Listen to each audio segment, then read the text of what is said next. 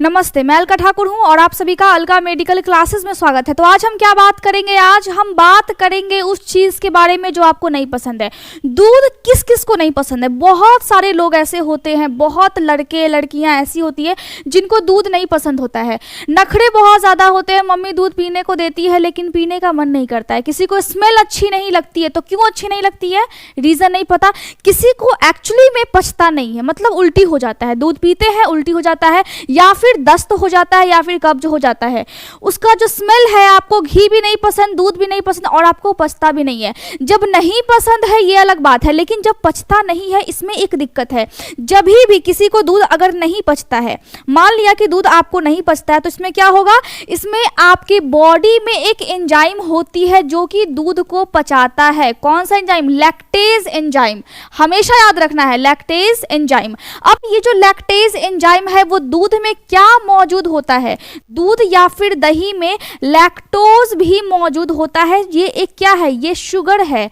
और प्रोटीन इसमें कौन सी होती है? दूध में जो प्रोटीन होती है वो कैसीन होती है या फिर वे होता है। ये दोनों प्रोटीन दूध में होता है और इसी से आपका मसल्स बहुत अच्छा होता है, आपकी बॉडी का विकास बहुत अच्छे से होता है। लेकिन दिक्कत तब होता है जब आप इस मौजूद शुगर को आप पचा नहीं पाते हो और आपकी बॉडी में ये जो लैक्टेज एंजाइम है ये बचपन से क्या है? बचपन से ही कम है।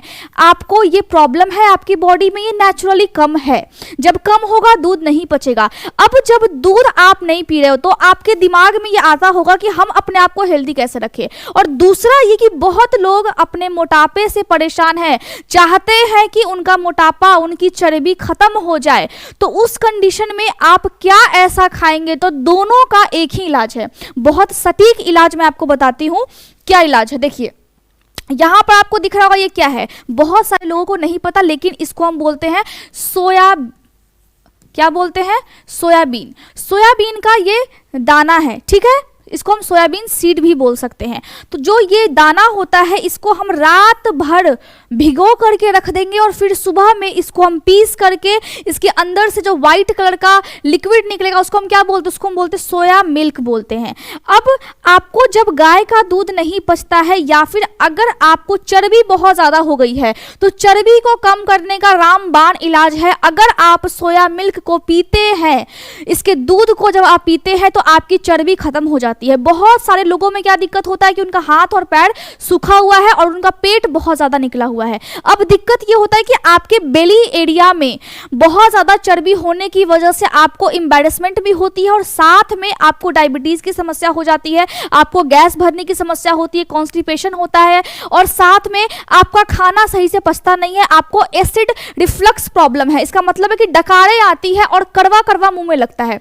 बहुत सारे कंडीशंस होते हैं, लेकिन चर्बी को खत्म करना है जड़ से तो आप सोया मिल्क का उपयोग कर सकते हैं दूध की जगह पे। कैसे?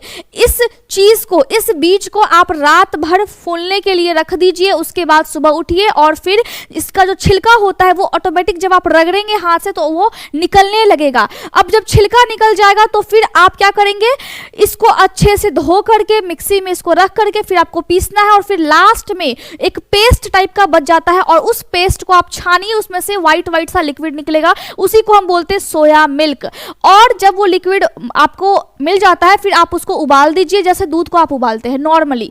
फिर उस दूध में आप 1 चम्मच शहद मिला करके रोज रात में पी सकते हैं और उससे आपकी चर्बी कम होगी। लेकिन साथ में ख्याल रखना है कि जब आप ये प्रोसेस करते हैं तो आप हेल्दी चीजें खाएं, आप अपने खाने में सैलेड का उपयोग करें। सोया मिल्क हमारे बॉडी के लिए बहुत अच्छा है। क्यों अच्छा है? क्योंकि इसमें विटामिन B12 होता है। अगर बॉडी में खून की कमी है तो वो खून की कमी भी दूर होगी। अगर आपके बॉडी में इसमें क्या होता है? फास्फोरस होता है। साथ में सबसे इंपॉर्टेंट जो मैं बोल रही हूं कि चर्बी को खत्म करेगा। क्यों? क्योंकि इसमें की जो कैलोरीज होती है वो कम होती है, कैलोरीज कम होती है और फाइबर ज्यादा होता है। इसका मतलब है कि अगर कब्ज है तो उस पर भी ये काम करती है, मतलब डाइजेशन का जो प्रोसेस है वो फिर आपका ठीक हो जाएगा। तो इसलिए मैंने बोला कि जब कोई भी चीज में जब कैलोरीज कम हो और फाइबर ज्यादा होती है तो आपको भूख कम लगता है। जब भूख कम लगेगा तो आप खाएंगे कम और आपका जो डाइजेशन है वो फिर अच्छे से होगा। अब दूध आप पी सकते हो सोया मिल्क का, ठीक है? यहां पे मैंने आपको बता दिया कि किस तरीके से काम होता है। चर्बी में आपने ये समझ लिया, हमने और आपने दोनों ने ये समझ लिया कि यहाँ पे किस तरीके से आप अपनी चर्बी को खत्म करोगे, लेकिन साथ में आपको व्यायाम भी करना है और साथ में आपको हेल्दी चीजें भी खानी है।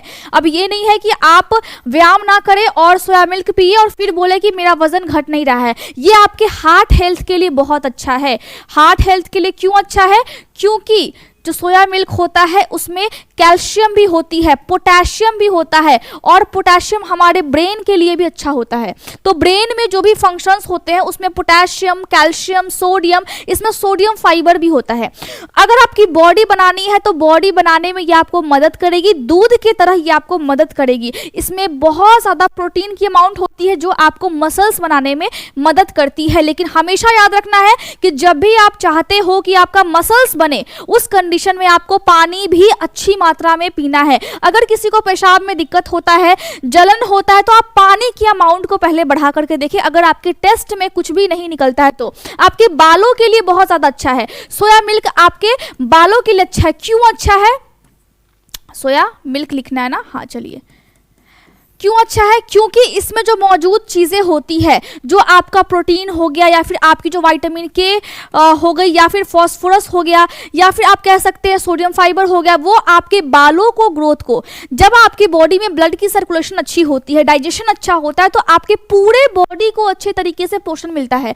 तो बालों को भी जब पोषण मिलेगा तो बाल आपके भी लंबे होंगे, आप भी इतराओगे कि हाँ मेरे बाल तो लंबे हैं, है ना। यहाँ पे देखिए आपकी स्किन बहुत ज़्यादा अच्छी होगी, ग्लोइंग होगी स्किन के लिए अच्छा है। एंटी एजिंग का काम करता है सोया मिल्क, क्योंकि इसमें प्रोटीन ज्यादा है, कैल्शियम भी है, और साथ में क्या है, साथ में ये आपकी बॉडी में कैलोरीज कम रखती है, मतलब मोटापे का टेंशन अभी खत्म है। फाइबर ज्यादा है, मतलब कब्ज की समस्या भी खत्म है। 99% लोगों को पहले कब्ज होता है, फिर मुंह में मुहासे होते हैं, फिर बॉडी में प्रॉब्लम्स होना स्टार्ट हो जाता है, फिर उनको एसिड की प्रॉब्लम हो गई, जो आपका स्टमक है उसमें आपका HCl बहुत ज्यादा बढ़ जाता है, गैस भरने की समस्या हो गई। जब गैस बनता है तो आपके सीने में तकलीफ होती है, जलन होता है, बहुत सारे कंडीशंस होते हैं। तो यहाँ पे क्या है, एंटी एजिंग प्रॉपर्टी इसमें है, जिसमें आप जल्दी से बूढ़े नहीं होगे। जब आपकी स्किन अच्छी होती है तो आपको भी अच्छा लगता है और सामने वाले को भी अच्छा लगता है, एक पॉजिटिव इंपैक्ट पड़ता है। आपकी उम्र जितनी है उतनी ही लगनी चाहिए, है ना, उससे भी छोटे, हम सब समझते हैं। यहाँ पे देखिए, तो यहाँ पे आपकी स्किन भी अच्छी हो जाएगी। इसके अलावा आपके बोन हेल्थ के लिए बहुत अच्छा है, क्योंकि मैंने आपको बताया कि इसमें कैल्शियम होता है, इसलिए। अब यहाँ पे देखिए, ये गांधी जी के 3 बंदर टाइप का मुंह पे हाथ रख करके यहाँ पे ये बैठे हुए हैं, लेकिन आपकी जो हड्डी है उसको ये अच्छे तरीके से मजबूत करेगी। और हड्डियों में मजबूती होना बहुत इंपॉर्टेंट है, क्योंकि आजकल क्या हो रहा है, आजकल कम उम्र में लोगों को तकलीफें होती है, हड्डी में दर्द हो जाता है, आपके जॉइंट्स में दर्द होने लगता है। तो उस जॉइंट्स में दर्द ना हो इसके लिए बहुत ज़्यादा अच्छा है। अर्थराइटिस में फिर ये आपको मदद कर सकती है।